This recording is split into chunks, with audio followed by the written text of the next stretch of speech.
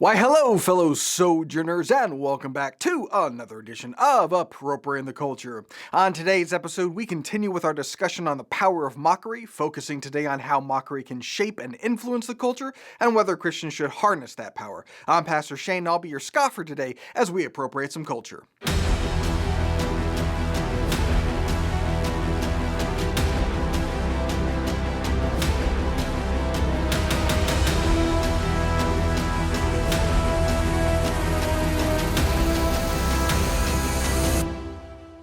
Alrighty, so last week we were looking at the moral question of mockery. Is it permissible for Christians to mock, to engage in mockery?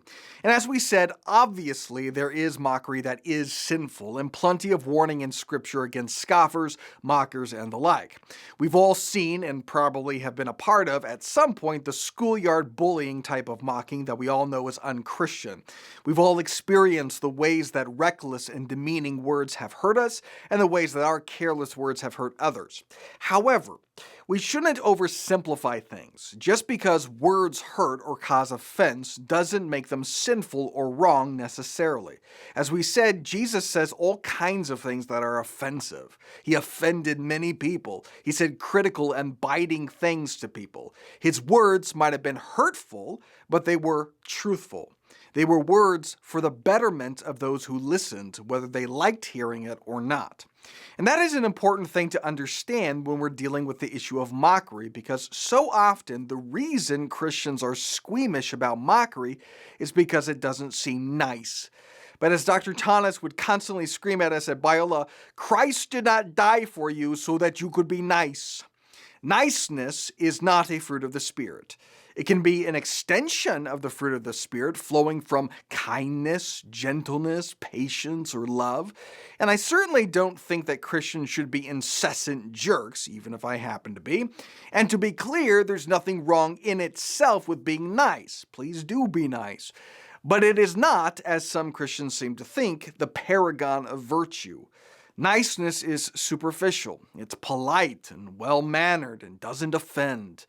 Kindness is something more, as we see in Psalm 141.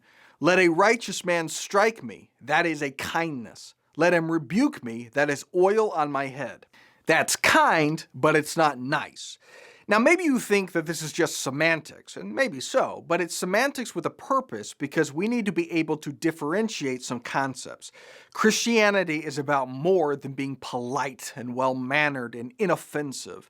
And when we make niceness the unassailable virtue, we wind up like the Church of England, who recently at their General Synod refused to offer a definition of the word woman. Quote, there is no official definition, which reflects the fact that until fairly recently, definitions of this kind were thought to be self-evident as reflected in the marriage liturgy. That's the natural consequence when you follow the Church of Niceness. You want to be nice. That means inclusive and welcoming and inoffensive. If you start defining woman, well, you're going to hurt someone's feelings, and Christians can't hurt people's feelings. No, it might be nice, but it's not a kindness to lie to people, and it's not loving to lead people away from the truth. We need to be able and willing to speak hard truths. Now, it should be with gentleness and respect, right? Peter says, but in your hearts revere Christ as Lord. Always be prepared to give an answer to everyone who asks you to give the reason for the hope that you have. But do this with gentleness and respect. Now you could argue, see, we speak harsh truths, righteously strike people with kindness, but mockery isn't gentle or respectful. Well, let me play this clip from Elizabeth Warren.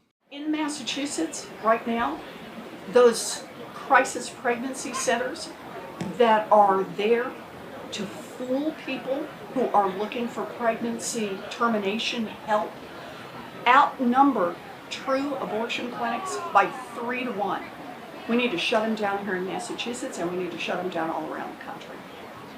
You should not be able to torture a pregnant person like that. Senator Warren is trying to ban crisis pregnancy centers. That's a completely and totally wicked statement, and there are all kinds of harsh truths that I would love to convey about the depths and degree of that depravity, which I could, or I could have the response like the Babylon Bee. Warren condemns Underground Railroad for tricking slaves into escaping.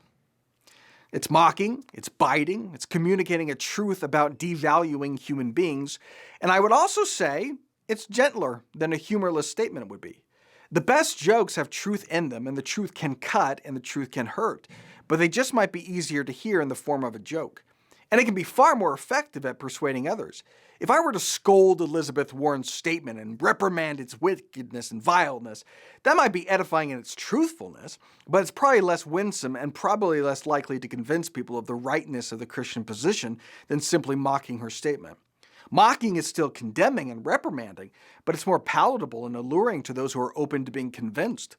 We see this very clearly when it comes to the other side. Several years ago, Movie Guide, your Christian guide to all things movie, was talking about the influence of Jon Stewart and Stephen Colbert and said, "The average child in the United States will have spent more than 54,000 hours seeing, hearing, reading, and interacting with various aspects of the mass media, from movies and television to video games and internet websites. That compares to only 832 total hours in church, if the child goes once a week for 1 hour every year." Sadly, these statistics strongly indicate that the mass media, not the church, creates the worldview, attitudes, and scripts of behavior for most children and teenagers in America. What the research community has not studied in depth, however, although it has had a tremendous impact on our culture, is the effects of modern satire and humor, especially political satire, in TV programs such as Saturday Night Live, Real Time with Bill Maher, The Daily Show, and The Colbert Report. You can see how dated this article is, but they continue. Young people in particular are easily duped by such humor, so much so that an unscientific online time poll found that comedian Jon Stewart, the host of The Daily Show, is considered a more trusted newscaster than the anchors of the 3 evening network news programs. One of the most popular segments on The Daily Show was the weekly feature, since discontinued, This Week in God, where one of the show's correspondents delivered a comedic commentary about a few religious news items each week. Although this segment sometimes mocked non-Christian cults such as Scientology, it typically ridiculed religion in general, including the Bible's concept of God, Christianity, and Christian leaders. It also sometimes ridiculed the news media's infrequent news reports and discussions concerning religion. So they're seeing how humor and mockery is leading people to align themselves with the comedians when it comes to politics. And they're deeply worried about how the culture will use humor and mockery to lead people away from Christianity. And of course, that's a legitimate threat. As we said last week, part of the reason I tease and mock my own kids is because I want to build them up to be able to withstand mockery. The Bible tells us that we will be mocked. But as we've been saying throughout this entire series, the same tools and methods that our culture uses to lead people away from Christ can be used by us to lead people toward Christ. There's power in humor and mockery, and rather than flee from it in some misguided attempt to be nice, we can use it to speak harsh truths in the culture and change hearts and minds. Now, I'm going to stop there because we have some big news to announce. By the end of August, ATC and TCC are decoupling. TCC will continue with its YouTube, Facebook, Instagram, and podcasting channels, but ATC will not be there.